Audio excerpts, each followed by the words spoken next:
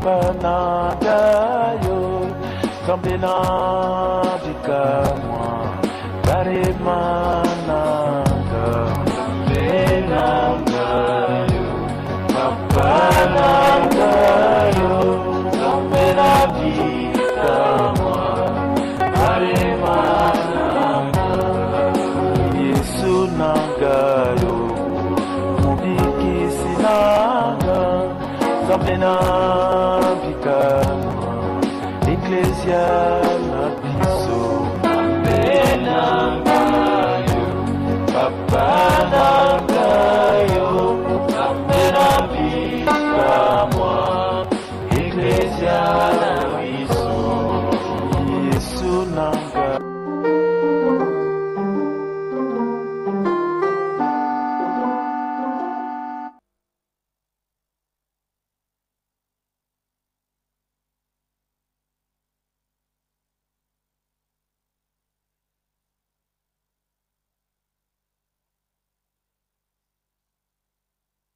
Je vous salue au nom de notre Seigneur Jésus-Christ. Que la paix de Dieu qui surpasse toute intelligence garde et prépare le cœur de tout un chacun à recevoir le Réma, qui est la révélation de la vérité de la parole de Dieu. Et je crois que vous allez comprendre et commencer à utiliser ce qui vous appartient en Christ Jésus. Vous êtes en direct avec votre bien-aimé, l'apôtre de Jésus, l'archevêque, mentor, coach, docteur, capitaine Mbombe. C'est lui qui vous établit dans la foi et vous fortifie dans la foi et dans la particularité, le mariage est bon, il va les appuyer. Amen. Voilà mes bien-aimés, je commence mon émission un peu en retard parce que j'étais ici bien avant. Je viens de connaître 15 minutes de retard à l'extérieur avant d'entrer au studio. Je crois que ce sont des choses qu'on doit arranger parce que nous faisons quand même des sacrifices pour venir apporter la bonne nouvelle, l'évangile, qui est la puissance de Dieu pour le salut de quiconque croit. Bandeko, Balandi, fidèle téléspectateur, téléspectatrice, préférée à l'émission La Voix Triomphante. Oyo bolandaka mokolo nyonso tu ya inga en direct na molinga minabino, les professeurs motivateurs, le pasteur capitaine Mbombe na pesi bino nyonso tu mbote pe tikat kimia na kolo oyo mokili koyi kopesa te bobele ye moko Yesu Kristo le prince de la paix apesa kimia na moko oyo milengeli kolanda émission oyo pe kimia wana epesa yo contrôle ya nyonso na yenga kitoko ya mokolo na lelo oyo ezali l'avant-dernier dimanche ya sanza oyo ezali ya zomi ya octobre 2017. Tutangi makomi liloba na Nzambe na mokanda ya Matthieu chapitre 16. Matthieu chapitre 16 na verset oyo ezali verset 16 tina verset 18. Matthieu chapitre 16, verset 16 à 18. C'est ça qui fait l'objet de notre partage de la parole de Dieu. Comme je l'ai toujours dit, je partage avec vous la bénédiction de la parole de Dieu. Parce que quand vous recevez la parole de Dieu, c'est une grande bénédiction. Cette bénédiction que Dieu avait prononcée sur l'homme lorsqu'il l'a créé en disant... Je le bénis et leur dis, soyez féconds, multipliez, remplissez la terre, la sujettissez. Amen. La Bible dit dans Matthieu chapitre 16, le verset 16, Simon-Pierre répondit, tu es le Christ, le Fils du Dieu vivant. Verset 17, Jésus reprenant la parole lui dit, tu es heureux, Simon, fils de Jonas, car ce ne sont pas la chair et les sangs qui t'ont révélé cela, mais c'est mon Père qui est dans les cieux. Et moi, je te dis que tu es Pierre, et que sur cette pierre, je bâtirai mon église. Et les portes du séjour de mort ne prévaudront point contre elle. Amen. Simon Petelo apesi ya na lobi ozali Kristo mwana na Nzambe ya bomoi. Yesu azongisi maloba pa lobi ozali moto ya bomengo. Simon mwana na Yonase po ete ezali nzoto te ezali pe o ezali makila te moto yebi komonisa yo yango, mais ezali papa na ngai na likolo. E ngai nalobi na yo ke yo ozali Pierre, mais likolo ya libanga oyo nakoyeba kotonga eklezia na ngai pe ekuke ya esika na kufa oyo ezali lifelo ekozwa oyo ezali ya solo domination te, ekoyeba kodondwa te, ekoyeba kokonza te oyo ezali eklezia na ngai. Amen. Voilà mes bien-aimés, ce passage biblique qui fait l'objet de notre partage de la parole de Dieu. Et aujourd'hui, je vais parler d'un thème que j'ai intitulé « Devenez la personne que Dieu vous a destiné à être ». Comment moto oyo nzambe aeba kikobongisa po ete yo oyeba kozala. Amen. Devenez la personne que Dieu vous a destiné à être. Vous savez, l'objectif de Dieu est d'atteindre la maturité en Christ, de devenir la personne que Dieu a destiné à être. C'est un défi pour atteindre votre plein potentiel. Et pour atteindre votre potentiel, vous devez grandir. Et pour croître, il faut être très déterminé à ce sujet. Et vous savez, il y a des spécificités de la croissance qui varient d'une personne à l'autre. Mais les principes restent identiques pour chaque individu. Amen. Bandeko, objectif ya nzambe ezali to atteindre ou ezali maturité katina Yesu Christo. Je crois que ndeko ozali kola l'émission ezali la voix triomphante, ndeko mo atuna ngai la voix triomphante elingo lobanini ezaka mongongo ya ba elonga minene mongongo wango oyoka mongongo moko tongo nyoso tu lekola na tango ezoyo kango pitango ezoyo kango ezote ya yo liloba na nzambe po emema yo na ba elonga ya minene emema yo kana ba triomphe. Amen. Na victoire teka mais na triomphe donc ba elonga ya minene. Pourtant ozoyo kamongongo wana ezote ya yo liloba na nzambe ndenge Bible lobi na Jacques 1:21, recevez avec douceur la parole qui a été plantée en vous et qui peut sauver votre âme. Donc yamba na lopete liloba na nzambe oyo ezozala planté bazolo nango na motema na yo pe ekobikisa elimo na yo, parce que elimo ya moto eza ya motu ya na miso na nzambe. Dans le Bakatango Nyoso, qu'est sert-il à un homme de gagner le monde entier s'il perdait son âme? Amen. Ils en ont moto à gagner elimo mubimba, mokili mobimba pe à perdre elimo nae.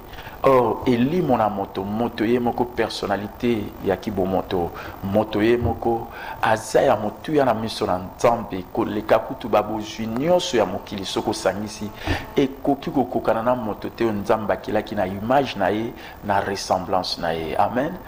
Voilà pourquoi ndeko tango yoka mongongo oyo oyokaka liloba na nzambe lokola totangi na Matthieu 16-18 pe oyoka ngana zaka toujours positif.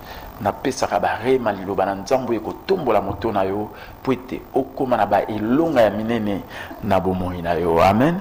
Alors na lobi que objectif ya nzambe ezali to atteindre maturité kati na Yesu Christo. Oyebi na kati église ezana ba objectif ebele église esengeli yeba kolanda. Ezaka te batu ba une église selon vision ya leader ba karamika na vision wana. Par exemple, le Kolangana Rema, l'amour triomphe toujours. Église Onazo Kamba, ils en a banali à numéro 34, on a commune à Kasavubu. Ceux qui même tal le mokolo yenga. D'ailleurs, on a commis pour inviter Penza Bato, Boubanda Koyako Sambela, na Rema, l'amour triomphe toujours. Où ils en a banali à numéro 34, on a commune à Kasavubu. Juste croisement veni Gambela, na veni Banalia à partir à veni Gambela. Premier, deuxième parcelle numéro 34 et paï siège église Rema l'amour triomphe toujours Ezali. Église Oyo, ils ont fêté 20 ans d'existence le 8 mars 2018. Oyo, dans quelques mois de 5 mois, tous ont fêté 20 ans d'existence. Amen. Église Oyo Kambamina pasteur Oyo nzamba benga na kati na ecclesia wana 20 ans ndenge ozolanda ngai nakambi ecclesia wana 20 ans durant mpe tozofete le 8 mars oyo ezali 20e anniversaire. Donc so nazobenga yo oyo ya kosambela na rema parce que nalingi te vi na yo ezalaka ndenge ezozala.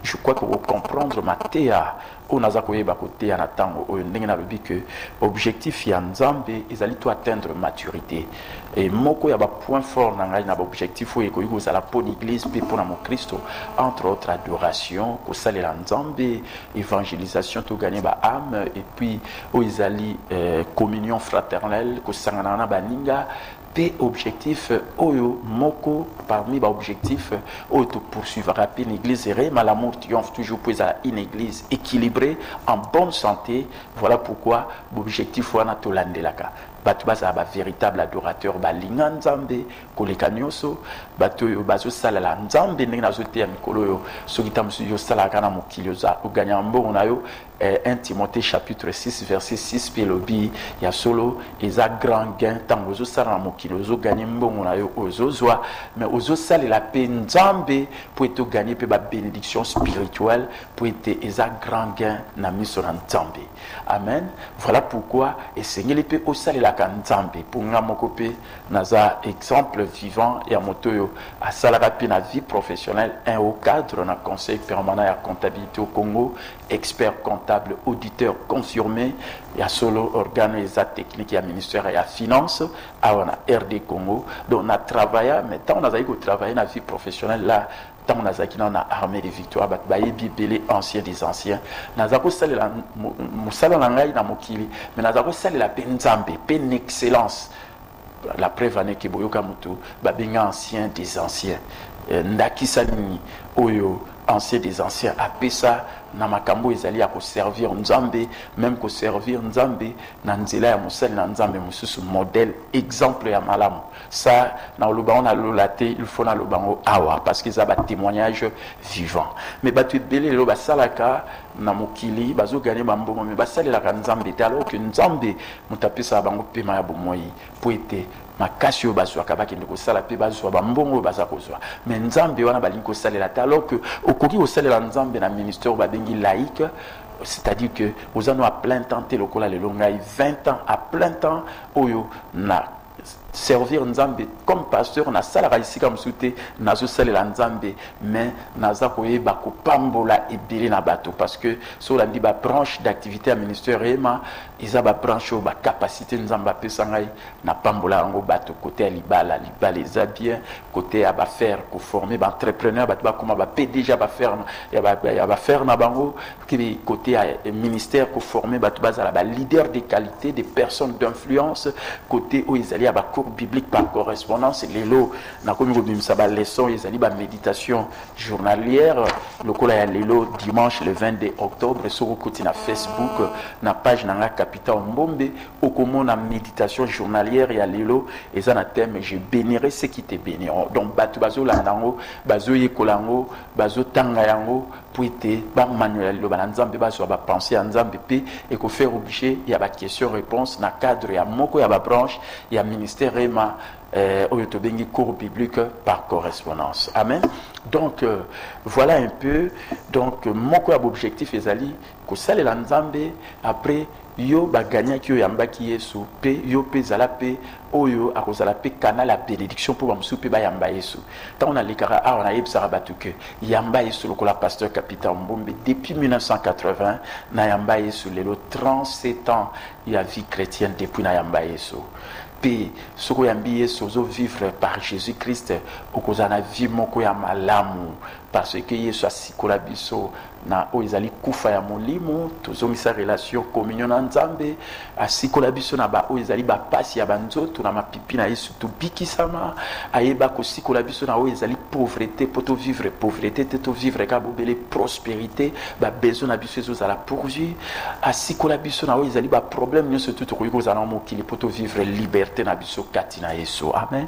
Donc koyamba Yesu eleki nyonso koleka parce que ce qui poyambi Yesu ya mona ndezali lokola lokola passeport na yo po okota na lola parce que lobiko eza na nzela mosusu te ezaka bobele na Yesu Kristo ndenge Bible lobi na mokanda ya 2 Corinthiens chapitre 5 verset 17 si tu confesses c'est-à-dire que ce qui biko c'est-à-dire que si quelqu'un est en Christ il est une nouvelle créature, les choses anciennes sont passées, toutes choses sont devenues nouvelles. Dans Romains chapitre 10 verset 9 à 10 et lobi si tu confesses de ta bouche le Seigneur Jésus, si tu crois dans ton cœur que Dieu a ressuscité Jésus d'entre les morts, tu seras sauvé. En croyant du cœur, on parvient à la justice et en confessant de la bouche, on parvient au salut. Amen.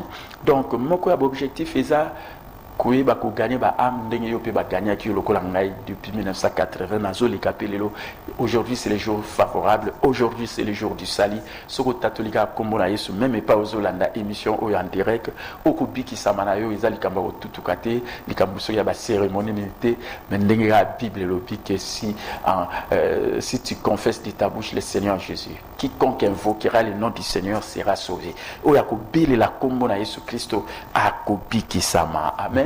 Alors mon objectif dans objectif où ils allaient ensemble les 5 objectifs n'a benga capé tout ça quoi appliquer mon église réellement la montriance toujours ils allaient quoi atteindre où ils allaient maturité qu'on ressembler na Yesu ou ils allaient moto ecclésia parce que Yesu n'aime tazo aza moto église les anzoto nae oyo to bengi corps de Christ, ce qui fait que ce oyo yambi Yesu au comme membre individuel il y a corps de Christ. Alors le kola so comme membre individuel le kola nzoto is attaché na o ezali moto c'est que yo peut ozali attaché na Yesu Christ, ce qui Yesu alonga yo peut olonga. Amen. Voilà pourquoi esengeli mon colonio son objectif na yo au ressembler na o yaza moto église Yesu, le seul être parfait qui ait jamais vécu sur la terre. Je dis bien le seul être parfait qui ait jamais vécu sur la terre. Moto oyo asala mabete oyo moto oyo il y a sur le Bible lui qui n'a point connu de péché, Dieu l'a fait devenir péché afin que par lui nous devenions la justice de Dieu. Po bisoto koma juste na miso na nzambe mona bisoto za règle na ye ezaka bobele na Yesu Kristo parce que Yesu nde asalaka mabete. Le seul être parfait c'est Jésus-Christ. Ezangaite ezayote. Voilà pourquoi biso il faut tout ça la lokola ndenge Thomas Paul alobaki soyez mes imitateurs comme je le suis moi-même de Christ. To mekola ngana koyebiso pe mekola ngai mais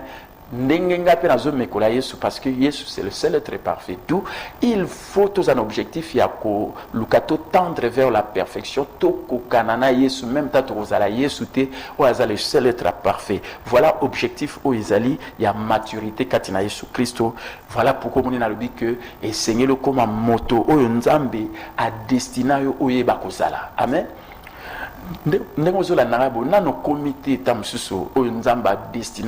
Voilà pourquoi il faut l'objectif le défi permettre d'atteindre plein potentiel. Parce que ceux qui atteindre plein potentiel ce que pourquoi nzamba chayo na mokili awa et en même temps ko aider bateau. Lelo batu bazaka baidaka bango mais bango baidaka batute alors que yo pose na succès il faut aider batu. Tant que nazo le cas en direct au monde qui a regretté que na komi mais nanga obandana ba 5h45 parce que na komani na avant mais pour na kota na porte un peu moi batu na zeli donc na yo besoin moins retard donc les moins observation puis na zo sala awa pour ba faciliter parce que c'est un sacrifice que nous faisons pour venir aider les autres par la parole de Dieu. Oui bien mon kilieza na ba verbe mi bali plus important, le verbe aimer et le verbe aider. Amen. Verbe o ezali kolinga comme le verbe ezali kosunga ko aider. Ce qui va verbe mi bali auto conjugué on a mokili bongi. Ça je vous dis la vérité. Parce que Dieu a tant aimé le monde qu'il a donné son Fils unique afin que quiconque croit en lui ne périsse point mais qu'il ait la vie éternelle. Tous ceux qui se séparent na nzambe na bolingo na tinde mwana ya likinda Yesu po ete moto ya kondimela Yesu akufate mazana bomoi na seko. Voilà, aimer. Et ce qui fait que na mokili opeso etolingi to tonga mokili to tonga mboka RD Congo kaka bolingo ko inate makambo ya mabete bolingo parce que bolingo pe ezali la seule loi oyo nzambe apesa pour l'église. alobi aimez-vous les uns les autres comme moi je vous ai aimé. Je le répète, aimez-vous les uns les autres. À ceci tous connaîtront que vous êtes mes disciples si vous avez de l'amour les uns envers les autres. Amen. Kaka bolingo ya mte obongisa mokili po nzambe yemo paza bolingo pe moini satana akoki eta mokolo moko te komekola bolingo parce que bolingo esangisaka bato ekabolaka te. Amen. Voilà le verbe le plus important dans mokili osengeli to konjigara mokolo nyonso. Deuxième verbe, aider. Ndeko so oyebi ke yo ozana eloko moko ya motuya oyo ko pambola bato salela yango. Koede lingo lobaka te opesi mutu mbongo koede ezali lokwa mateya kitoko nazopesa poso ozoyoka mateyo ndeko otombola moto na yo et nazo sa sacrifice na longo na tongo na ye pour nazala en direct pour ete oyeba kopambola pour nani parce que succès ezali koyeba but ya nzambe pour na vie na yo kokola ko grandir pour libérer potentiel na yo. Or pour libérer potentiel no maximum il faut comme moto nzamba destina yo au coma. Amen.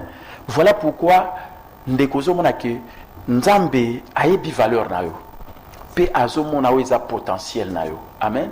Tant on a le potentiel en koloba nini, c'est-à-dire potentiel en koloba oyo na no salate il faut sala, oyo na no komate il faut koma, oyo na no zoate il faut zoa, oyo na no ozalite il faut koma yango. Amen. C'est ça le potentiel. Or batu ebele ba yebi valeur na bango te pe ba libéra potentiel na bango te moyen pe ba aider bato ezate. Tout le monde ndakisa a Simon Pierre. A vu révélation à l'obi à solo na Yesu tu es le fils du Dieu vivant. Vous comprenez? A pesi litato liwana. Ozali mwana na nzambe oyo nzambe ya bomoi. Et puis bayeko lobanayi ke eza makila te eza nzoto te ya mte révélé mais eza nzambe nemta révélé na o ezali ya molimo. Amen.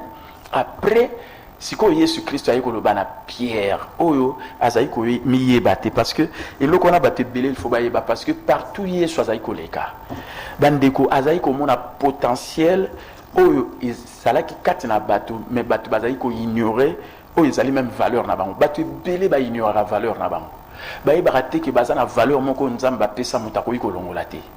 Ça c'est la vérité ndeko malgré ba makamonino kutana na vie na yo ya malamu ya mabe yango te mte kolongola valeur nzamba pesa yo.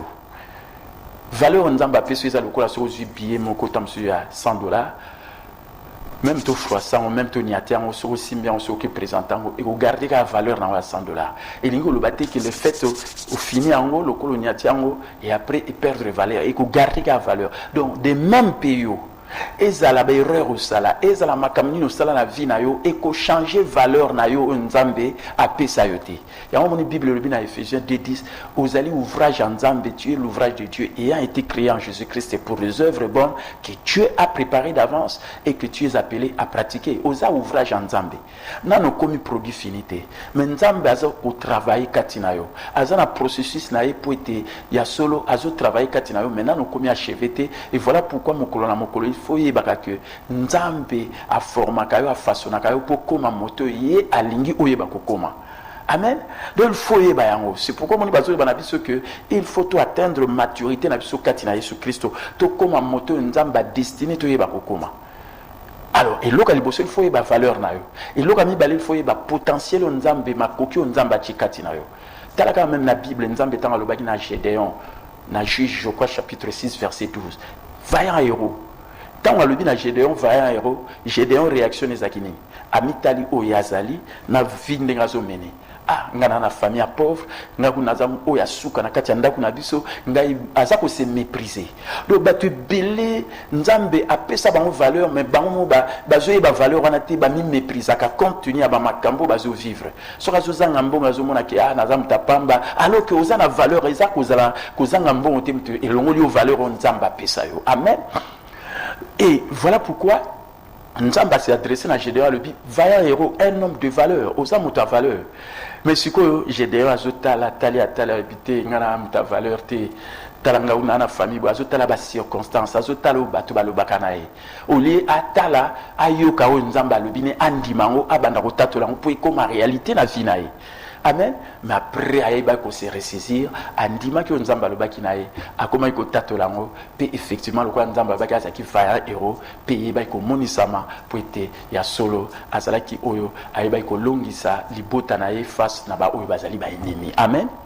Ndeko mulandi fidèle téléspectateur yo mutozolanda émission oyo na lingi oyeba d'abord nzamba pesa yo valeur et loko moko ekolongola ngo ezate ba erreur na yo te ba imperfection na yo te ba défaut na yo te non eza valeur nzamba pesa yo et il faut comprendre au sosola que mokona mokolo nzamba travaille kayo ba te belé pourquoi bazo avancer te pour ba yebaka lolenge ni te nzamba travaille. Voilà pourquoi moni Yesu tant wayebisi Pierre alobi Pierre ezate makila comme penanto ya mte révélé eza molimo na nzambe mta révélé ngo na molimo pe alobi na yoza Pierre libanga ya moke mais sur cette pierre c'est-à-dire que o ezali le roc massif libanga ya monene ngana ko bâtir o ezali église na ngai. Amen. Donc Yesu alinga ko loba tout simplement Pierre nazo talelo na ba défaut na yote na ba erreur na yote mais nazo continuer ko coacher yo pour comme meilleur. Amen. Est-ce que zola na malamu parce que mokolo na mokolo nzambe ayeba ka ko travailler kati na biso pour to comme meilleur na to komi na o esengeli to yeba ko koma te mais tozo tendre vers la perfection. Ça c'est la vérité na ngo simbari mawana. Oui bi ba te belé ba mona kaka non talaka ba passion na zo mona talaka même environnement tozali talaka ba situation tozozala tozo vivre situation économique mais ndekoza moto ba situation économique te Bible le Bible Luka bokonzi na nzambe pe boyenge bena et tout le reste vous sera donné par-dessus tout. Amen. Il faut y ba valeur nzamba pesa yo ezo dépendre na ba circonstance te na batute o bazoloba ezo dépendre na o nzambe alobi ozana valeur pe azomonela yo non pas o ndenge yo zali mazomonela o esengeli yo ba kokoma. Voilà pourquoi moni Yesu aloba ki Pierre yo Pierre libanga ya moke petite roche sur cette pierre na connaissance révélée aux yeux ya solo ya boyebi ya makamuna ngai ya solo ya ngai moko pe Yesu Kristo ngai na kolongola yo ozala susu te pierre ozaki roseau ce qui me payer memi yo boye mokoma un pierre oza stable moto aza vraiment comme meilleur. Amen. Voilà pourquoi mon colonel ce tout temps on a likana lo bakana me développer na comme meilleur pour être moto so na kutani lo kolozo la nanga yo pour comme meilleur pour être to tikamboka RD Congo oyo meilleur. Ça c'est la vérité. Amen. Est-ce que cela n'a malam? Voilà pourquoi ndeko ko sala mutu moko te oyo za lokola mutu moko koma lokola victime ya ba circonstance ya ba événement.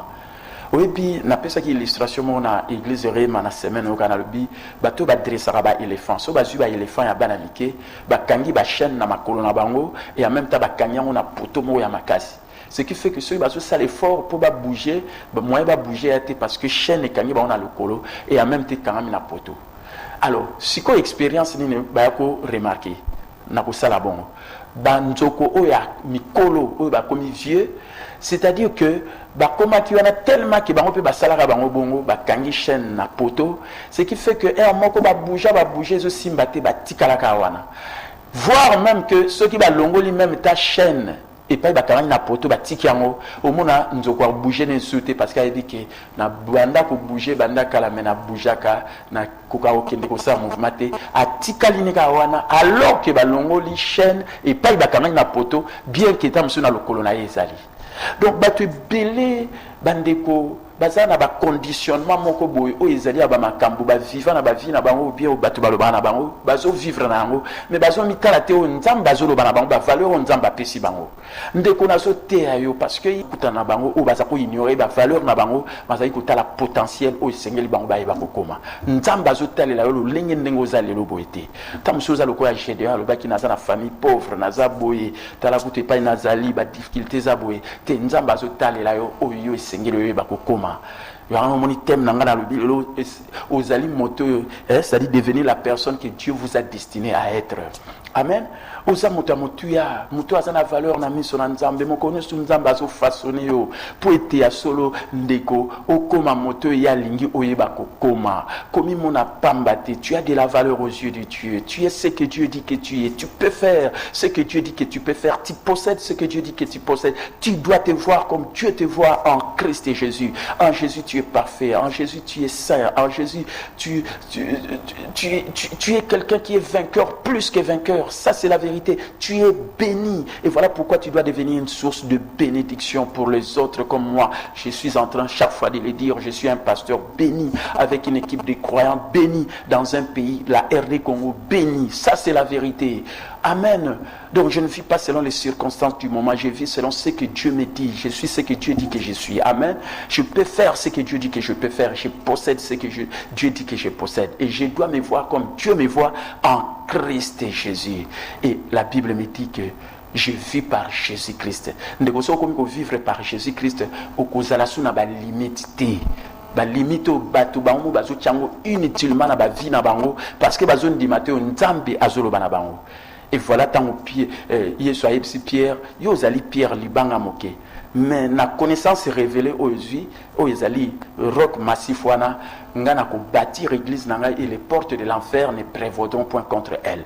Voilà pourquoi nous devons soit connaissance onction à connaissance aux ezali esprit de sagesse et de révélation ndeko okozala suna ba flouter parce que okozala illuminer na motema na yo ou comprendre aux ezali ayo kati na Yesu Christo diogoloba oza na valeur oza important et okoyeba ko apporter contribution na yo même na kati na mboka pour tous à la bénédiction pour na bato mosusu. Amen. Ndeko succès ali koyeba ko croître. Voilà pourquoi il faut kolaka, il faut grandir pour atteindre plein potentiel na yo au banda ko aider bateau. Amen. Bato pelé lo baza découragé, baza na ba problème, baza battu. Maintenant na ngwa ko tombola mituna bango lokola ntango na zoleka pona tombola mutuna yo na lo bana yo oza selon ba circonstances makambozo vivre te. Ce que je aux alliés onction à connaissance, aux alliés esprit de sagesse. Il y a solo Éphésiens chapitre 1er verset 16 à 23 et lobby, je ne cesse de rendre grâce pour vous. Je fais mention de vous dans mes prières afin que le Dieu de notre Seigneur Jésus-Christ, le Père de gloire, vous donne un esprit de sagesse et de révélation dans sa connaissance et qu'il illumine les yeux de votre cœur afin que vous sachiez quelle est l'espérance qui s'attache à son appel, quelle est la richesse de la gloire de son héritage qu'il réserve aux saints et quelle est envers vous qui croyez l'infinie grandeur de sa puissance se manifestant avec efficacité par la vertu de sa force. Il l'a déployé en Christ Jésus, en le ressuscitant des morts et en le faisant asseoir à sa droite, bien au-dessus de toute domination, de toute autorité, de toute dignité et de tout nom qui peut se nommer non seulement dans le siècle présent, mais aussi dans le siècle à venir. Il a tout mis sous ses pieds, sous les pieds de Christ, et l'a donné pour chef suprême à l'église qui est son corps, l'église triomphante de notre Seigneur Jésus-Christ. La plénitude de celui qui remplit tout en tous. Amen. Est-ce que cela n'a pas malamundeko? Okozwa révélation à kombo na Yesu. Okoyeba kozwa ozali révélation, compréhension, il y a autorité na ozali kati na Yesu Christo. Okoloba plus jamais na koyi kotika sona vie te na tchaba limite ngamo na vie na nandima o nzamba solo banangai. Okoyeba ki sota msoza malade aux yeux connaissance, ozali onction en connaissance, ozali il y a sur l'esprit de sagesse et révélation le ba te na boyi maladie parce que na ma pipi na Yesu na piki sama. Yesu sama ba passe na ko mema ngote. Diable a koyi ko dominer ngate ngande na ko dominer le kola diable parce que j'ai reçu l'autorité de marcher sur les démons, les mauvais esprits et sur toute la puissance de l'ennemi. Rien ne pourra me nuire. Amen. Est-ce que l'andi malamunte comme l'andi fidèle téléspectateur? Je crois qu'il n'a plus sur Rema pour te tomber la moto na yo et je crois que nous invité à na Rema au banda ko ya ressemble na Rema. D'ailleurs mardi au Torzana réunion à prière pour guérison to bon de la selon 1 Timothée chapitre 2 verset 1 à 4 au zolo batu bon de la pona ba bazali élevé en dignité pe to tika ba na maboko na nzambe pour to mener toujours une vie paisible tranquille en toute piété honnêteté pe to te asangoma malamu loko ndenge na écouter yango en toute liberté to continuer côté yango pe bato nan bayambi yesu te bayamba yesu. Amen. Puis à la fin du mois, les 30 lundi, les 31 mardi, tous en a 2 jours il y a prière, on a invité banda ko ya ko sambela. Talaga ndenge na pesara ba Rema. Talaga ndenge na bondela avec beaucoup de conviction. Talaga ndenge na ebi valeur na libéra potentiel na ndenge yo po ba valeur no o libérer yango. Amen. Ça c'est la vérité. Puis naza ko invité yo. Il y a quand même na ba formation na zo pisa chaque mercredi à partir de 17h à 19h. La formation au coma moto ayebi ko salela nzambe bien na ministère oyeba ko zo ba formation et ko banda le 1er novembre pour na batali banda pe ba sali na nzambe nyoso même il y a plateforme na zana communion universelle des sacrificateurs le 1er novembre mercredi à partir à 10h to bandi centre international de formation publique du réveil où na formera ba leader na za top leader na landa ba formation à équipe à John Maxwell en tant que top leader pour former des leaders de haut calibre. Alors, la formation des Obanda, au Bolanda, éducation financière, nous comme entrepreneur, propre affaire, ou créer d'actifs pour être résorber le chômage, ou créer d'emplois pour être contribuer au développement. Nous avons ça cours où ils allaient à leadership pour leadership, il y a un terrain d'Arabie au meilleur, au long on a point A, au comme on a point B pour être à solo ndeko, au coma, moteur nzambe à bon au coma. Puis croissance personnelle, on est dans le but. Oye bakokoma okoma moto nzamba destina oye bakokoma taraga bakurango éducation financière, croissance personnelle ou développement personnel, et après au Isali et à école de ministère, voilà les cours les plus importants pour le leadership au Ezobanda le 1er novembre à partir il y a 10h na banali en 34 na commune à Kasavu. Na invité bino ndeko na pesa toujours principe ba sungama pas ko yuko sungama. So moni motomo a reçu ça na vie au kanam na yo pour réussir. Au lotika toujours se plaindre oh d'ailleurs tout boye na boye ah boye ba difficulté zali. Yo zole la ba difficulté mais ba msu ba la ngote parce que nous sommes dans ce monde mais nous ne sommes pas de ce monde. Biso to cha conscience et pas nzambe to luka bo konzina nzambe pe boyenge bina et tout le reste nzambe daza ko yeba ko pesa biso. Tozo ndi ma valeur nzambe pesa biso et en même temps tozo libérer potentiel nzambe asila ko chakati na biso tango yesu a coaché Pierre azali ko tala bato na ba défaut na bango te mazali ko tala bango ndenge singeli ba yeba ko koma ndeko nazo talela yo na ba défaut na yo te bato pe batelo na ba défaut te yango pe mte ko changer pe valeur nzamba pesa yo te mais seulement prendre conscience na potentiel nzamba chakati na yo ti lelo makambo ebele ezotambola na vie na yo te po potentiel wana makoki olalisa yango soki olibera yango ondimi lokola Gédéon andimaki ke nzambe asala ebi nanga vaillant héros un homme de valeur akomi koloba yango. Vous savez, en croyant du cœur, en confessant de la bouche, cela devient réalité dans notre vie. Voilà, Nazana Bilo en direct, 099 99 370 79 099 99 370 79 089 555 70 42 089 555 70 42 081 812 00 92 081 812 0092. Amen. Nazan direct ce qui Matteo simbi motema na yo na nina mona réaction na yo peut-être oye ba valeur na yo te otala ba circonstance a mokili o bat bazolo bana na kama bat musu mona pinda mutalobi na yo da na mono pamba ye pandimi mais non ndeko ye ba identité na yo. Amen. Na je appelle ya liboso. Allô. Allô? Oui? Oui?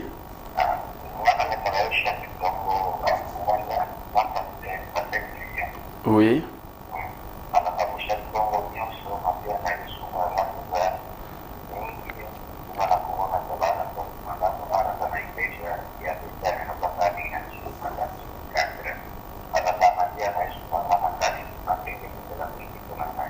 Amen. Au PC quand même combo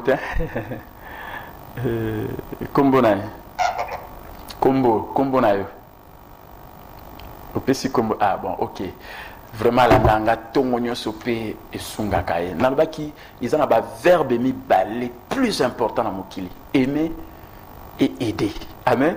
Voilà pourquoi maintenant on a zolé kana zo idée na tombo la mitwa bateau baza découragé baza battu o bakanga maka bisika mo lokola éléphant bakanga lokolo na bacha chaîne na lokolo bakangi na poto même ta balongoli lokola bouja moni a bouja raté atika lika wana te ko cha ba limite yo mon côté na vie na yo. Amen. Yeba que nzambe azomona valeur na yo pe azota la potentiel makoki a chepaina yo et seigneur le koma moto nzamba bongisa okoma d'où il faut croître au kola pour atteindre plein potentiel pour yo pour banda ko aider bateau okoma na succès. Amen. Voilà tous yeux appel yo. Allô. Allô. Oui. Bonjour bien-aimé. Bonjour.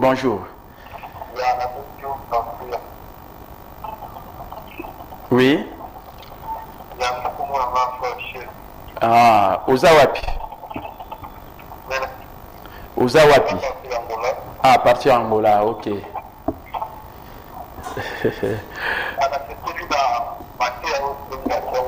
Oui.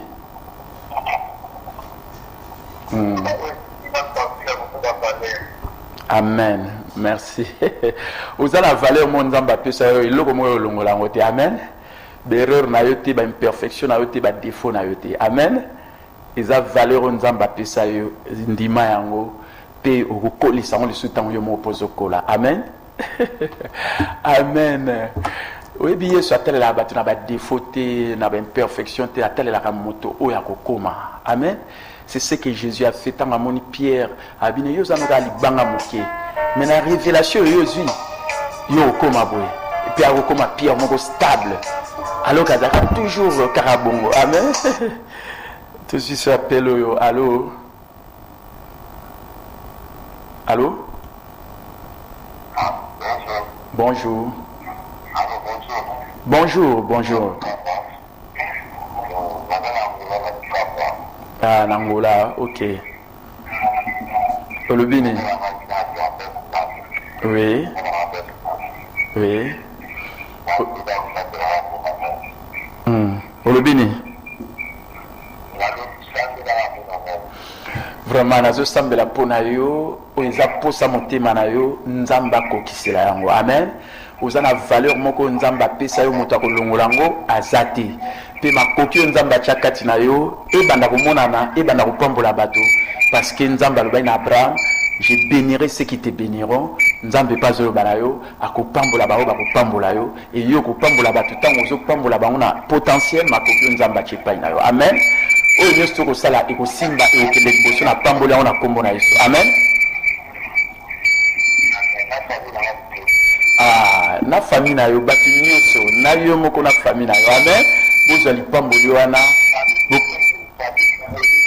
Pardon? Ah, famille Lukwetu. Ok. Nzamba yo ki komba famille wana, eza famille eza béni. Donc ndima mokolo nyonso eza béni. Amen. Oui, mais tu belé le ba comment na mentalité malédiction. Bande ko nazo te ya bolanda ba méditation dans la journalière où on a publié chaque tongo avant 6 heures na site internet na www.capitaoministries.org.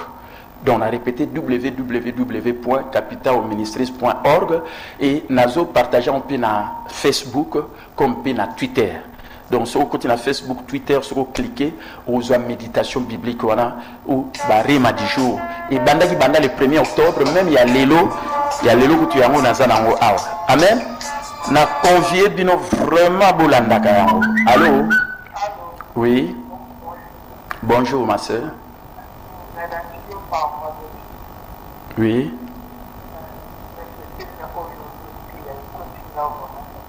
Amen. Merci. Au petit comboter, sœur Nani. Nani? Ah, l'or, ici, l'or, vraiment, vous avez l'or, vous oubliez, il y a valeur. Amen. Nzamba Pamboula Mingi, sœur, l'or, ça c'est la vérité. Bandeko, Ozana valeur ou moto à Kolongolango, Azate. La Bible bien, Azalité. Allô? Allô? Allô? Oui. Bonjour. Bonjour. Et un frère Germain Angola. Oui. Ok.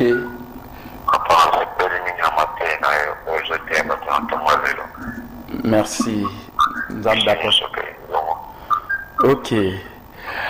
Apambola yo matea wana nzamba komisoka bomo ikolandela matea nyongo yoki oza muta valeur o muta ko yiko longola te nzamba pesa. Amen.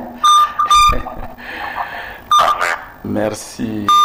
Donc sur ndimiango banda ko libérer potentiel mona ko za na valeur oza important banda ko sala makambo e ko aider batu o mona nzamba ko pambola su ya mingi. Amen. Voilà bandeko o di valeur nzamba pesa biso to gagner yango te to mériter yango te nzambe muta pesa pour créer biso na image na selon ressemblance. Amen. Et mokona mokolo nzamba zo façonner biso azo travailler katina biso poto koma moto ya lingi to koma. Voilà pourquoi ko landara te o batu bazolo banayo mutu muso ko ya ko finga yo pe moko comme frustré ou comme vivre selon ta fille mais non so ebi valeur ebi nzamba limbi so ga menaza o te yo lobi nazali tout ça s'appelle allô. Bonjour. Bonjour. Papa, nous avons pas pour la matin. Oui. Normalement, on a un problème, mais le Kilanga n'a pas Amen. Merci.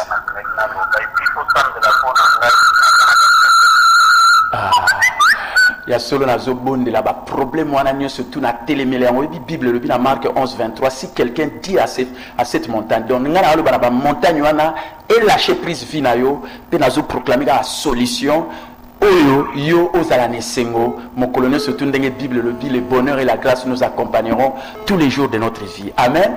Donc ça ba problème te ko empêcher yo ozala heureux na bonheur mon colonel so ko se concentrer na ba problème te ba problème ba loba nango elongwa pour yo vivre ba solution ndenge Bible le na Marc 11:23 si quelqu'un dit à cette montagne ôte-toi de là, jette-toi dans la mer, s'il ne doute point en son cœur mais crois que ce qu'il dit arrive au kozwa oyo zoloba. Amen. Ngana ndimi de ba problème on les a suscité yo za muta valeur pe valeur na yo makoki nzamba chikati na yo ko libérer ozasuna ba limite ko tchasu ba limite banda ko sala makambo na no salate banda ko zwa oyo na no zwate banda ko koma oyo na no komate au nom de Jésus. Amen. Merci nzamba pambola yo. Voilà mes bien-aimés. Voilà les hommes de valeur dans ce pays, la RD Congo. Voilà des hommes qui connaissent qui ils sont en Christ et Jésus. Nous vivions par Jésus. Et voilà pourquoi si vous vivez par Jésus-Christ, vous n'auriez pas de limites. Comme ces jeunes ou les vieux éléphants qui ont mis des limites eux-mêmes dans leur propre vie. Nous sommes sur appel. Allô? Allô? Oui? Lobamba ou Jacqueline, Olobini. Shalom, Nzamba Pambolo.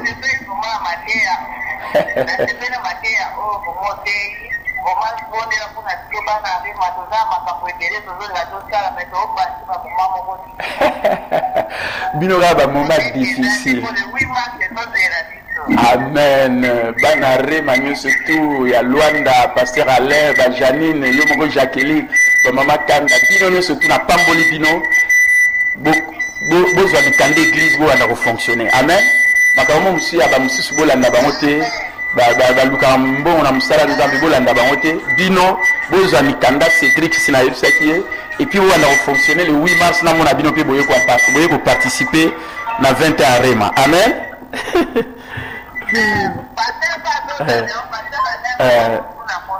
Allô. Merci. Allô. Merci. Allô. Ah, je appelle Moko Awa, kuna Pekati, voilà, ndeko ya 081 ou bien 089 555 70 42 081 812 0092. Ah, je appelle ya ndeko oh là là, Benga Biso, voilà, église à Luanda, il y a solo pasteur Alain, Cédric Binono surtout, Bozwa Mikanda église pour fonctionner, Bolanda Bamsute yo, bazan baba Jida, Bolanda Bangote. Allô? Allô? Allô? La appel Kimi ndeko bengali susu ndeko zana valeur moto akoki kolongo la zate. Amen. Ezana mwana moko babotaka na famille na ye azalika mwana moko ya mobali. Alors que baboti balingai babota mwana mwasi, ce qui fait que mwana bazao ningi na baboti te, et ce qui fait que vine et comment dire otambola parce que baboti na ye balingara te azaro ye bate. Maintenant on découvrir que il y a solo baboti ne balingai mwana mwasi et à comprendre pourquoi balingara été ah je qui conseil à passer le quoi na pisi. Allô? Oui. Allô, allô, le ba na so kama sœur. Allô? Oui.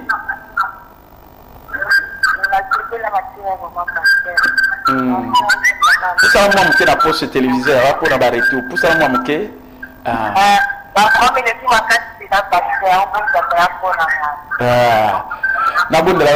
pour la likamoni préciser. Voilà. Polingini na bunda pour na yo. Bon abonde ligara pambolama yeba valeur no banda lelo libérer potentiel na yo yo pour banda ko aider batu pe ko na succès na kombo na iso. Amen. Voilà, bandeko, bato bazara succès, et ça bato bakola kaba grandir, ça va atteindre plein potentiel parce qu'il y a dit qu'il faut na koma monter un zambalingi na koma et en même temps bazo aider bato, c'est ça le succès. Ndeko luka succès te soki ndengini on a atteindre loko moko moko na atteindre on a comme na succès te succès mokolo na mokolo ezali kokola pour atteindre plein potentiel na yo ko banda ko aider bato. Voilà le succès lokola coach docteur pasteur Capita Mbole Mbombe Kolo Barema. Amen. Allô? Bonjour ma soeur.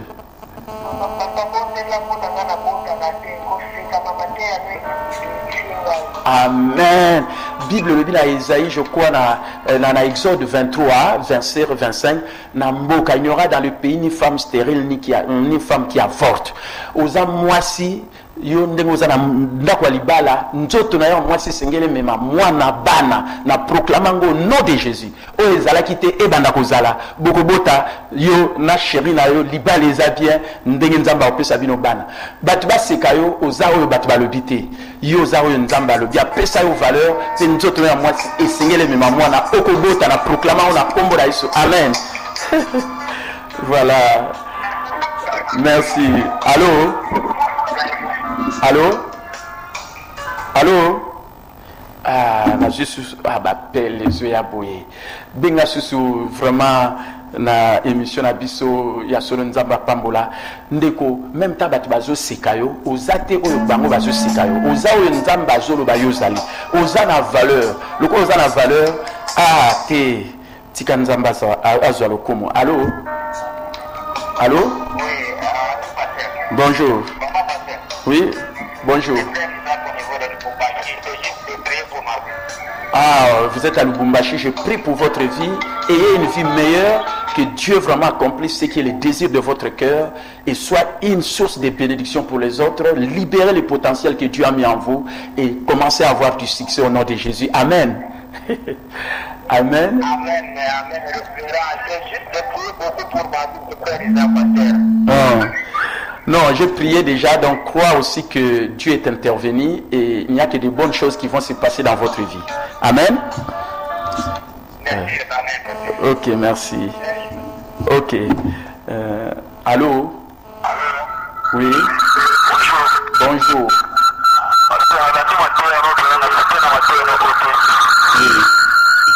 Oui. Ah, la Kimbanteke. Nzamba pambola ya mingi ndenge osepeli nango osepela apeka mokolo nyonso nzamba lingi ozala moto osepela mokolo nyonso. Amen. Voilà, na kati apela ndeko. Amen. Voilà, sepela mokolo nyonso tu ndeko oyebi mutu muso akoloba azomona pamba yo même tazomona pamba yo kolanda ete yo mitala ndenge nzamba azomona yo apesa yo valeur moto akoyi kolongola azali te. Amen. Allô? Allô? Loba noki.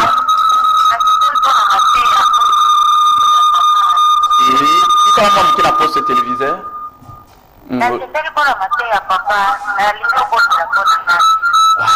nazobondela kaka mpona yo eza posa motema na yo olinga kosepela mokolo nyonso tu yamba yango te koma moto ya bomengo mokolo nyonso na nkombo na Yesu. Amen.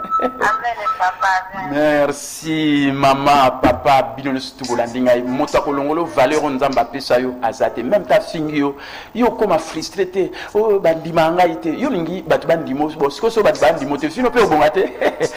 Yeba valeur na yo libérer potentiel nzamba zo talelo na ba défaut te mazo talelo ndenge yo koma. Amen. Vraiment dernier appel pour to komina sous émission. Allô? Ah là là là là. Vraiment vraiment bandeko na yebi ke bo sepeli na mboka RD Congo tozana bato ba valeur o bazana valeur nzamba pesa bango non pas oyo batu peut-être bazolinga baloba na yo peut-être bako kitisa yo mais ozana valeur nzambe apesa yo. Amen. Allô? Allô? Oui. Oui. Oui. Allô? Allô, loba tokomi kota sous émission. Loba? Olobini? Oui, ça va. Ça va, oui. Oui, alors moi je m'appelle toi. Oui. Olobini, olobini. Plutôt comme quota sur émission. Vraiment, Nzamba Pamolo Amingi. Voilà mes bien-aimés. Ça, c'est la vérité. La toute dernière intervention. Allô? Oh là là. Voilà. L'élo vraiment dimanche. Ndenge Bolandi, émission Oyo. Kotambola sous selon ba humeur abatoté même taba sekio aux athées ba ba sekio yeba valeur nzamba pesa. Allô? Allô? Allô papa? Oui. Merci pasteur, j'en sais plus la matière non c'est ça. Merci. Dans la Luanda. Ah, aux à Luanda. Oui, chaque dimanche, ndenge ozolanda boya à partir à 5h45. Mais la rediffusion n'a pas fixé bino parce que ba epsinga que rediffusion za la mardi. Bâti émission mususu d'où na semaine yo je crois que sur beaucoup même na Facebook na ngai Capitaine Mbombe na refixé bino ba jour il y a rediffusion parce que aux assu mardi demain na les gars chaque dimanche na 5h45 à partir à 5h45 ndenge na moko aleo na les gars qui amen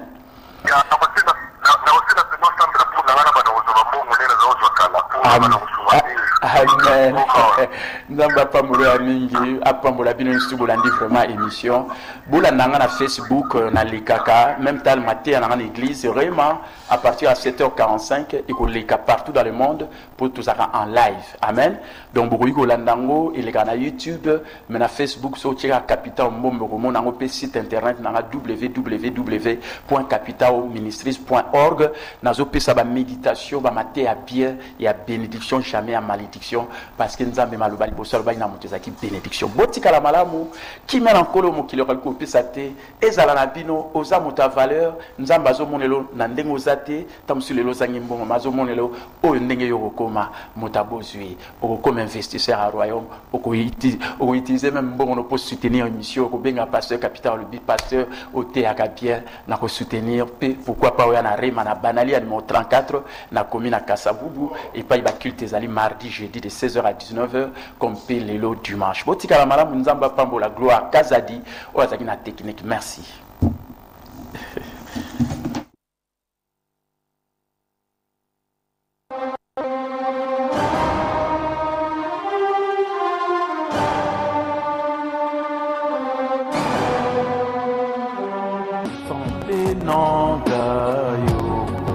Papa Nagayo Kambena Bikamwa Baremananga Benangayo Papa Nagayo Kambena Bikamwa Sunangayo Mubiki Sinanga Kambena Bikamwa